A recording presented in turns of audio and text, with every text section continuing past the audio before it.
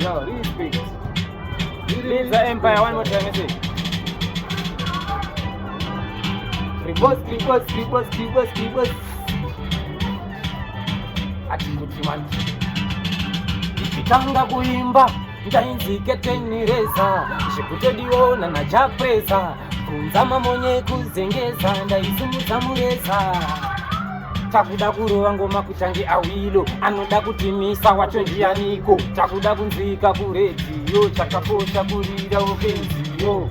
Hondo kamwe vachashoka mabondo, nekasera kekusada kushanda nezviripo. Takakura tichijaivha iripo, tipe biti tikuratidze zviripo.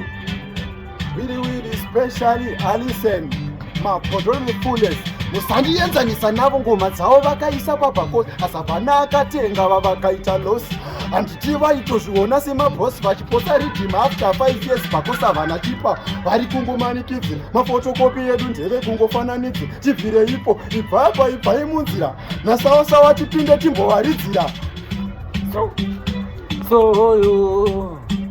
mana Clippers. Iwe zvinonaka zvinezvi, asi usazobatanidza munyu neshuga. Unoda kuti kunakirwa uku uchivavirwa, manje ukazviwanza unozvirusa. So vakarova zvechisoja, ngoma dzedu idzi dzandisefoja.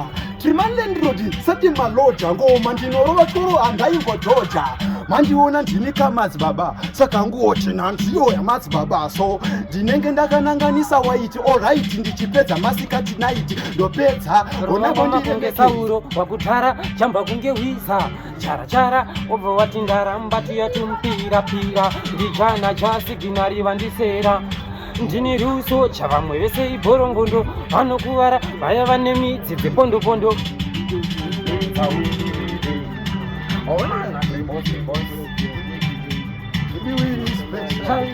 Then there's my verse.